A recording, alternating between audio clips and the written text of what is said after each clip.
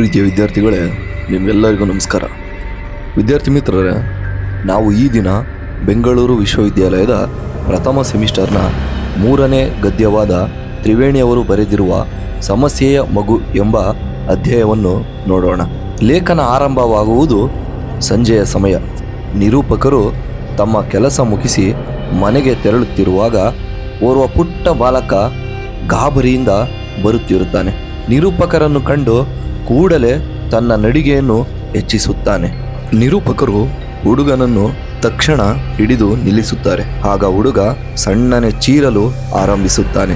ಅವನ ಮುಖದಲ್ಲಿ ಗಾಬರಿ ಎದ್ದು ಕಾಣುತ್ತಿರುತ್ತದೆ. ಅವನಿಗೆ ಸುಮಾರು 5 ವರ್ಷವಿರಬಹುದು. ಕೋಮಲವಾದ ಮುಖ ಬಿಸಿಲಿನ ತಾಪಕ್ಕೆ ಬಾಡಿ ಕೆಂಪೇರಿತ್ತು.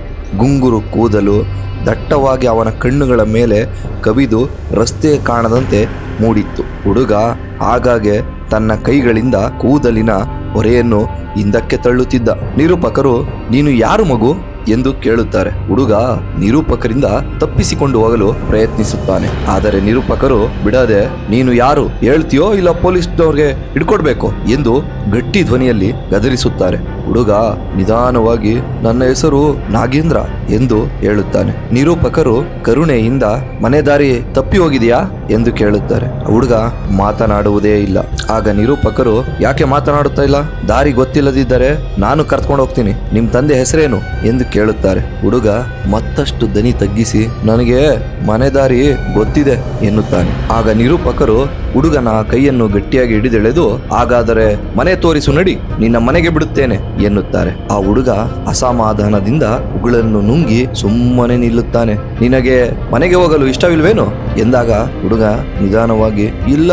ಆಗ ನಿರೂಪಕರು, ದೊಡ್ಡವರ ಕೈಲಿ ಜಗಳ ಆಡ್ಕೊಂಡು ಮನೆ ಬಿಟ್ಟು ಓಡಿ ಹೋಗ್ತಿದ್ಯಾ? ನಡಿ, ಪೊಲೀಸ್ಗೆ ಕೊಟ್ಟು ಜೈಲ್ಗೆ ಹಾಕಿಸ್ತೀನಿ ಎನ್ನುತ್ತಾರೆ. ಜೈಲು ಎನ್ನುತ್ತಲೇ ಹುಡುಗನಿಗೆ ಹೆದರಿಕೆಯಾಗುತ್ತದೆ. ಅಯ್ಯೋ ಬೇಡ ಬೇಡ, ಮನೆಗೆ ಹೋಗೋಣ, ಜೈಲ್ಗೆ ಬೇಡ ಎಂದು ಕೂಗಿಕೊಳ್ಳುತ್ತಾನೆ. ಆಗ ನಿರೂಪಕರು, ನಡಿ, ಹಾಗಾದ್ರೆ ಮನೆ ತೋರಿಸು ಎನ್ನುತ್ತಾರೆ. ಹುಡುಗ, ನಾನೇ ಹೋಗ್ತೀನಿ ಎನ್ನುತ್ತಾನೆ. ನಿರೂಪಕರು ಸ್ವಲ್ಪ ಬಿರುಸಾಗಿ, ಬೇಡ, ನಾನು ನಿನ್ನ ಜೊತೆಯಲ್ಲೇ ಬರುತ್ತೇನೆ ಎಂದಾಗ ಹುಡುಗ ಮಂಡುತನದಿಂದ ಬೀದಿಯ ಧೂಳಿನಲ್ಲಿ ಒದ್ದಾಡಲು ಶುರು ಮಾಡುತ್ತಾನೆ. ನಿರೂಪಕರು ಮೃದುವಾಗಿ, ಯಾಕೆ ನಾಗೇಂದ್ರ ಎಂದು ಕೇಳುತ್ತಾರೆ. ಆಗ ಹುಡುಗ, ಮತ್ತೆ ನಂಗೆ ಮನೆಗೆ ಹೋಗೋಕೆ ಇಷ್ಟ ಇಲ್ಲ, ಅವರೆಲ್ಲ ನನ್ನ ಹುಡುಕ್ಲಿ, ನಾನು ಹೋಗಲ್ಲ, ಅವರೆಲ್ಲ ಹುಡುಕ್ಲಿ ಎನ್ನುತ್ತಾನೆ. ಆಗ ನಿರೂಪಕರು, ಅವರು ಅಂದರೆ ಯಾರು ಎನ್ನುತ್ತಾರೆ. ನಮ್ಮ ಅಣ್ಣ ಮತ್ತೆ ನಮ್ಮಮ್ಮ.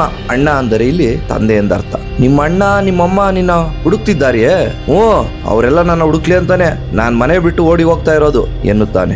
ಆಗ ನಿರೂಪಕರಿಗೆ ಆಶ್ಚರ್ಯವೂ ವಿಚಿತ್ರವೂ ಎನಿಸಿತು. ತಾಯಿ ತಂದೆ ಹುಡುಕಲೆಂದೇ ಮನೆ ಬಿಟ್ಟು ಓಡಿ ಹೋಗುತ್ತಿರುವನಂತೆ ಇಂತಹ ವಿಚಿತ್ರ ಬಾಲಕನನ್ನು ನಾನು ನೋಡಿಯೇ ಇಲ್ಲ ಎಂದುಕೊಂಡರು. ಆಗ ನಿರೂಪಕರು ಒಳ್ಳೆಯ ಮಾತಿನಿಂದ, ಹಾಗೆಲ್ಲ ಮಾಡಬಾರದು ನಾಗೇಂದ್ರ, ಪಾಪ ನಿನ್ನ ತಂದೆ ತಾಯಿ ನಿನ್ನನ್ನು ಈಗ ಎಷ್ಟೊಂದು ಹುಡುಕ್ತಿರ್ತಾರೋ ಏನೋ, ನೀನು ಹೀಗೆ ಓಡಿ ಹೋದರೆ ಅವರಿಗೆ ದುಃಖವಾಗುತ್ತದೆ, ಇನ್ನೊಬ್ಬರಿಗೆ ತೊಂದರೆ ಕೊಡಬಾರ್ದಪ್ಪ, ದೊಡ್ಡವರ ಕೈಲಿ ಜಗಳ ಆಡ್ಕೊಂಡು ಮನೆ ಬಿಟ್ಟು ಓಡಿ ಹೋಗ್ಬಾರ್ದು ಅಂತ ಸಮಾಧಾನ ಮಾಡ್ತಾರೆ. ಹುಡುಗ, ಇಲ್ಲ ರೀ, ನಾನು ಜಗಳ ಆಡೋದೇ ಇಲ್ಲ ಎಂದು ಒತ್ತಿ ಹೇಳುತ್ತಾನೆ. ಆಗ ನಿರೂಪಕರು, ನೀನು ಬಹಳ ಜಾಣ ಹುಡುಗ, ಆದರೆ ಮನೆ ಬಿಟ್ಟು ಓಡಿ ಹೋಗ್ಬಾರ್ದು, ನೀನಿನ್ನು ಚಿಕ್ಕ ಹುಡುಗ, ಹೆದರಿಕೆ ಆದ್ರೆ ಏನ್ ಮಾಡ್ತೀಯಪ್ಪ ಹೇಳು, ನಾನು ಮನೆಗೆ ಕರೆದುಕೊಂಡು ಹೋಗಿ ಬಿಡುತ್ತೇನೆ ಎಂದಾಗ ಹುಡುಗ ಅರ್ಧ ಮನಸ್ಸಿನಿಂದ ಮೇಲಕ್ಕೆ ಎದ್ದು ಬಟ್ಟೆಯ ಮೇಲೆ ಕುಳಿತಿದ್ದ ಧೂಳನ್ನು ಒದರಿದ. ನಾಗೇಂದ್ರನ ಪುಟ್ಟ ಹೆಜ್ಜೆಗಳೊಡನೆ ನಿರೂಪಕರು ನಾಗೇಂದ್ರ ಇಬ್ಬರು ನಾಗೇಂದ್ರನ ಮನೆ ಕಡೆ ಹೊರಟರು. ಹೊರಡುವ ದಾರಿಯಲ್ಲಿ ನಿರೂಪಕರು ನಾಗೇಂದ್ರನನ್ನು ಕುರಿತು ಒಂದಷ್ಟು ಮಾತುಗಳನ್ನಾಡುತ್ತಾ, ನೀನು ಮನೆ ಬಿಟ್ಟು ಯಾವಾಗ ಹೋದೆ? ಆಗ ಹುಡುಗ, ಬೆಳಿಗ್ಗೆನೆ ಓಡ್ ಬಂದೆ, ನಾನು ಮನೆ ಬಿಟ್ಟು ಹೊರಟಾಗ ಅಮ್ಮ ಅಣ್ಣ ಯಾರು ಎದ್ದಿರ್ಲೇ ಇಲ್ಲ, ನಾನು ಗಡಿಯಾರ ನೋಡಿದೆ, 4 ಗಂಟೆಯಾಗಿತ್ತು. ಹುಡುಗನೊಡನೆ ವಿನೋದವಾಗಿ ಮಾತನಾಡುತ್ತಾ ನಿರೂಪಕರು ಹೊರಟರು. ಅರ್ಧ ಗಂಟೆ ನಡೆದ ಮೇಲೆ ಹುಡುಗ ಒಂದು ಪುಟ್ಟ ಮನೆಯ ಮುಂದೆ ನಿಂತು, ಇದೇ ನಮ್ಮನೆ ಎಂದ. ಆಗ ನಿರೂಪಕರು, ನಡಿ ಒಳಗಡೆ ಅಂದಾಗ ಹುಡುಗ ಎಂದ. ಆಗ ನಿರೂಪಕರೇ ಬಲವಂತದಿಂದ ನಾಗೇಂದ್ರನ ತೋಳಿ ಹಿಡಿದು ಒಳಗೆ ಕರೆದೊಯ್ದರು. ಹುಡುಗ ಪ್ರತಿಭಟಿಸುತ್ತಾ ನಿರೂಪಕರ ಹಿಂದೆ ಬಂದ. 2 ಸಾರಿ ಬಾಗಿಲು ತಡ್ತಾರೆ ನಿರೂಪಕರು. ಮಧ್ಯ ವಯಸ್ಸು ಮೀರಿದ ಹೆಂಗಸೊಬ್ಬರು ಬಂದು ಬಾಗಿಲು ತೆಗೆಯುತ್ತಾರೆ. ಆಕೆಯ ಕಣ್ಣುಗಳು ಹತ್ತು ಕೆಂಪಗೆ ಊದಿಕೊಂಡಿದ್ದವು. ದುಃಖದಿಂದ ಭಾರ ಭಾರವಾದ ಧ್ವನಿಯಲ್ಲಿ ಯಾರು ಎಂದರು. ನಿರೂಪಕರು ಅವರ ಹಿಂದೆ ನಿಂತಿದ್ದ ನಾಗೇಂದ್ರನನ್ನು ಬಲವಂತದಿಂದ ಎಳೆದು ಮುಂದೆ ನಿಲ್ಲಿಸಿದರು. ಆಕೆಯ ಕಣ್ಣುಗಳು ಸಂತೋಷದಿಂದ ಅರಳಿದವು. ಮುಖದ ಮೇಲಿನ ದುಗುಡ ಕಳವಳ ಮರೆಯಾಯಿತು. ನಾಗೇಂದ್ರ ನಾಗೇಂದ್ರ ಎಂದು ಕೂಗುತ್ತಾ ಓಡಿ ಬಂದು ಅವನನ್ನು ಅಪ್ಪಿಕೊಂಡರು. ನಾಗೇಂದ್ರ ಸಂತೋಷ ತೃಪ್ತಿಯಿಂದ ನಿರೂಪಕರ ಕಡೆ ನೋಡಿದ.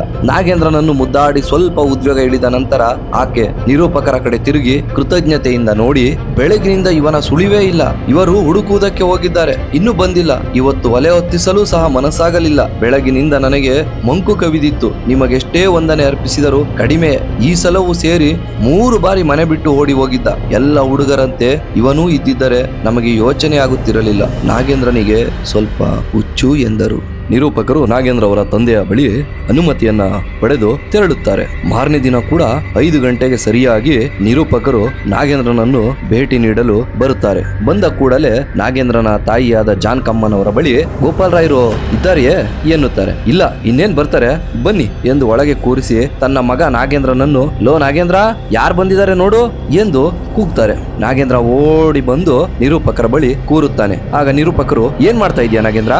ನಾಗೇಂದ್ರ ಬದಲು ಹೇಳದೆ ಸುಮ್ಮನೆ ನಿಂತಿರುತ್ತಾನೆ. ತಮ್ಮ ಏನು ಮಾಡ್ತಾ ಇದ್ದಾನೆ ಅಂತ ಕೇಳಿದ ಕೂಡಲೇ ನಾಗೇಂದ್ರ ಸಿಟ್ಟಿನಿಂದ ತುಟಿಯನ್ನು ಕಚ್ಚಿ ಮಲಗಿರ್ಬೇಕು, ನಾನ್ ನೋಡ್ಲಿಲ್ಲ ಎನ್ನುತ್ತಾನೆ. ಅಷ್ಟು ಹೊತ್ತಿಗೆ ಗೋಪಾಲರಾಯರು ಬರುತ್ತಾರೆ. ಯಾವಾಗ ಬಂದ್ರಿ ಸ್ವಾಮಿ ಎನ್ನುತ್ತಾರೆ. ಆಗ ನಿರೂಪಕರು, ಈಗ ತಾನೇ ಬಂದೆ. ಗೋಪಾಲರಾಯರು ಬಂದವರೇ ಜಾನಕಿ ಅಮ್ಮನನ್ನು, ಜಾನಕಿ, ನಾಗೇಶ ಎಲ್ಲಿ? ಅವನ್ಗೊಂದು ಸ್ವೆಟರ್ ಕೊಂಡ್ಕೊಂಡು ಬಂದಿದ್ದೇನೆ, ಕರ್ದ್ಕೊಂಡ್ ಬಾಯಿಲಿ ಹಾಕಿ ನೋಡೋಣ ಎನ್ನುತ್ತಾರೆ. ಜಾನಕಿ ಅಮ್ಮನವರು ನಾಗೇಶನನ್ನು ಎತ್ತಿಕೊಂಡು ಬಂದು ಸ್ವೆಟರ್ ಅನ್ನು ಹಾಕಿಸಿ, ವಾಹ್, ಎಷ್ಟು ಮುದ್ದಾಗಿ ಕಾಣುತ್ತಿದೆಯಲ್ಲ ಎಂದು ಹೊಗಳಲು ಆರಂಭ ಮಾಡುತ್ತಾರೆ. ನಿರೂಪಕರು ಸುತ್ತ ನೋಡುತ್ತಾರೆ. ಗೋಪಾಲರಾಯರು ನಾಗೇಶನನ್ನು ಮುದ್ದಾಡಿ ಹೊಗಳಲು ಆರಂಭಿಸುತ್ತಾರೆ. ನೋಡಿ ಸರ್, ಎಷ್ಟು ಚೆನ್ನಾಗಿದೆ, ಎಷ್ಟು ಮುದ್ದಾಗಿ ಕಾಣ್ತಾನೆ ನನ್ನ ಮಗ. ಮುಂದೆ ನನ್ನ ಮನೆಯನ್ನು ಕಾಯುವಂತಹ ಹುಡುಗ ಇವನೇ ಸರ್. ಇಡೀ ಮನೆಯೆಲ್ಲ ಅಂಬೆಗಾಲಿಟ್ಟು ಓಡಾಡ್ಬಿಡ್ತಾನೆ ಸರ್. ಎಷ್ಟು ಚೆನ್ನಾಗಿದ್ದಾನೆ ಅಲ್ವಾ ಸರ್ ಎಂದು ಕೊಂಡಾಡಲು ಹೊಗಳಲು ಶುರು ಮಾಡುತ್ತಾರೆ. ನಿರೂಪಕರು ಸುತ್ತ ನೋಡ್ತಾರೆ. ನಾಗೇಂದ್ರ ಎಲ್ಲೂ ಕಾಣದೇ ಇಲ್ಲ. ಜಾನಕಮ್ಮನವರು ಒಳಗಡೆ ಹೋಗಿ ನೋಡಿದಾಗ ಅಷ್ಟೊತ್ತಿಗಾಗ್ಲೇ ನಾಗೇಂದ್ರ ಒಳಗಡೆ ಹೋಗಿ ತನ್ನ ಬೆರಳುಗಳನ್ನ ಈಳಿಗೆ ಮಣೆಯಿಂದ ಕಟ್ ಮಾಡಿಕೊಂಡಿರುತ್ತಾನೆ. ಆಗ ಜಾನಕಮ್ಮನವರು ಆ ನಾಗೇಂದ್ರನನ್ನು ಎತ್ತಿಕೊಂಡು ಬಂದು ಶುಶ್ರೂಷೆ ಮಾಡಿ, ನೋಡಿ ಸರ್, ನೋಡಿ, ಈ ರೀತಿ ಸ್ವಲ್ಪ ಸಮಯ ಕೊಟ್ರೆ ಸಾಕು ಸರ್. ಈ ರೀತಿಯಾಗಿ ತನ್ನ ದೇಹವನ್ನ ತಾನೇ ದಂಡಿಸಿಕೊಳ್ತಾನೆ. ನಮಗೆ ಇವನೊಬ್ಬ ಸಮಸ್ಯೆಯ ಮಗು ಆಗಿದ್ದಾನೆ ಎನ್ನುತ್ತಾರೆ. ಆಗ ನಿರೂಪಕರು ನಾಗೇಂದ್ರನ ತಂದೆಗೆ ಒಂದು ಮಾತನ್ನ ಹೇಳುತ್ತಾರೆ.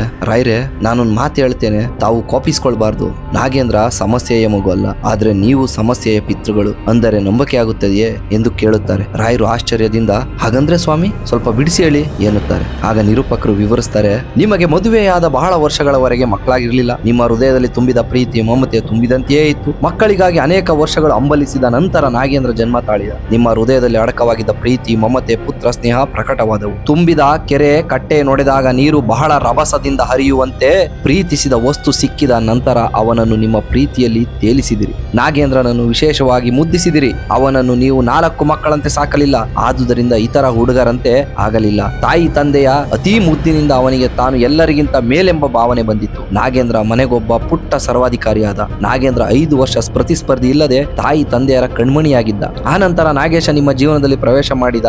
ನಾಗೇಂದ್ರನಿಗೆ ಮೊದಲು ಸಲ್ಲುತ್ತಿದ್ದ ಪ್ರೀತಿ ವಾತ್ಸಲ್ಯ ಈಗ ದೂರವಾಯಿತು. ಪ್ರೀತಿಯ ಪ್ರವಾಹ ಈಗ ಕಿರಿಯ ಮಗುವಿನ ಕಡೆ ಹರಿಯಿತು. ನಿಮ್ಮ ಮನಸ್ಸನ್ನೆಲ್ಲ ನಾಗೇಶ ತಾನಾಗಿ ಆಕ್ರಮಿಸಿದ.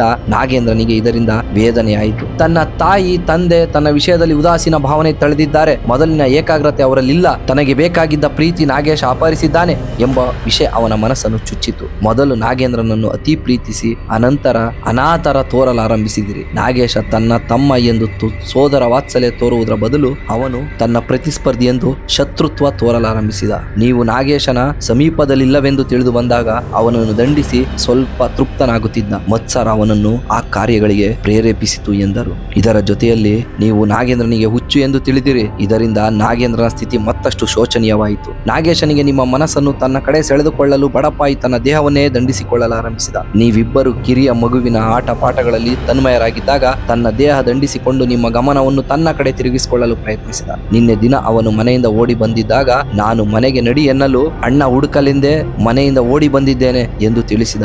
ನೀವು ಅವನಿಗಾಗಿ ಹಂಬಲಿಸುವಿರಿ ಎನ್ನುವ ಅಂಶ ಅವನಿಗೆ ಬೇಕು. ತನ್ನ ವಿಷಯ ತನ್ನ ಇರುವಿಕೆ ನಿಮ್ಮ ಗಮನಕ್ಕೆ ತಂದುಕೊಡಲು ಮನೆಯಿಂದ ಓಡಿ ಹೋಗುವುದು, ದೇಹ ದಂಡಿಸಿಕೊಳ್ಳುವುದು ಮುಂತಾದ ಕಾರ್ಯಗಳಿಗೆ ಮೊದಲಾಯಿತು. ನಾಗೇಂದ್ರನಿಗೆ ಖಂಡಿತ ಹುಚ್ಚಿಲ್ಲ ರಾಯರೇ. ನೀವು ಅವನಿಗೆ ಮಾಡುತ್ತಿರುವ ಲಾನನೆ ಸಾಲದು ಎಂದರು. ಅದರ ಜೊತೆಯಲ್ಲೇ ಅವನೆದುರಿಗೆ ನಾಗೇಶನನ್ನು ಅತಿಯಾಗಿ ಮುದ್ದಿಸಬೇಡಿ, ಇಬ್ಬರಲ್ಲಿಯೂ ನಿಮಗೆ ಪಕ್ಷಪಾತವಿಲ್ಲ, ಇಬ್ಬರೂ ನಿಮಗೆ ಬೇಕು, ಇಬ್ಬರನ್ನೂ ನೀವು ಪ್ರೀತಿಸುತ್ತೀರಿ ಎಂಬುದನ್ನು ಅವನಿಗೆ ತೋರಿಸಿ. ಒಂದು ಗಿಡ ಸರಿಯಾಗಿ ಬೆಳೆಯಬೇಕಾದರೆ ನೀರು ಹೇಗೆ ಅವಶ್ಯಕವೋ, ಒಂದು ಮಗು 4 ಜನದಂತೆ ಆಗಬೇಕಾದರೆ ತಾಯಿ ತಂದೆಯ ಪ್ರೀತಿ, ಲಾಲನೆ, ಸ್ನೇಹ ಅವನಿಗೆ ಅವಶ್ಯಕವಾಗಿ ಬೇಕು. ನೀರಿಲ್ಲದೆ ಗಿಡ ಒಣಗುವಂತೆ ಲಾಲನೆ ಇಲ್ಲದೆ ಮಗುವಿನ ಮನಸ್ಸು ಒಣಗುತ್ತದೆ. ಎಳೆಯ ಗಿಡ, ಎಳೆಯ ಭಗ್ನ ಹೃದಯ ಹೊರಗೆ ಪ್ರೀತಿಯನ್ನು ಅರಸುತ್ತದೆ. ಇಂದಿನಿಂದ ನೀವು ಇಬ್ಬರನ್ನೂ ಒಂದೇ ಸಮ ಪ್ರೀತಿಸಿ. ವಾಸ್ತವವಾಗಿ ನೀವು ನಾಗೇಶನನ್ನು ಹೆಚ್ಚಾಗಿ ಪ್ರೀತಿಸಿದರೂ ನಿಮ್ಮ ಭಾವನೆ ಆ ಎಳೆಯ ಹೃದಯಕ್ಕೆ ಗೋಚರವಾಗುವುದು ಬೇಡ. ರಾಯರು ತಲೆ ತಗ್ಗಿಸಿ ನನ್ನ ಮಾತು ಕೇಳುತ್ತಿದ್ದರು. ಕೊನೆಗೆ ತಗ್ಗಿದ ಧ್ವನಿಯಲ್ಲಿ, ಬಹಳ ತಪ್ಪು ಮಾಡಿದೆ ಸರ್. ಇಂದಿನಿಂದ ನನ್ನ ಕೈಲಾದ ಮಟ್ಟಿಗೆ ನಾಗೇಂದ್ರನನ್ನು ತಿದ್ದುವ ಪ್ರಯತ್ನ ಮಾಡುವೆ. ನನ್ನ ವರ್ತನೆಯನ್ನು ತಿದ್ದಿಕೊಳ್ಳುತ್ತೇನೆ ಎಂದರು. ಅಲ್ಲಿಗೆ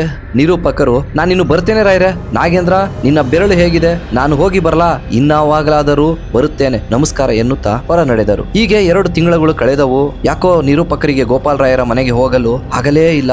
ಮನಸ್ಸು ಆ ಪುಟ್ಟ ಸ್ನೇಹಿತನಿಗಾಗಿ ಹಂಬಲಿಸುತ್ತಿತ್ತು. ಸರಿ, ಹಾಗೆ ಹೋಗಿ ಬರೋಣ ಎಂದು ನಾಗೇಂದ್ರನ ಮನೆಯ ಕಡೆ ನಿರೂಪಕರು ಹೊರಟರು. ಹಾಲಿನಲ್ಲಿ ನಾಗೇಶ ಮಲಗಿದ್ದ.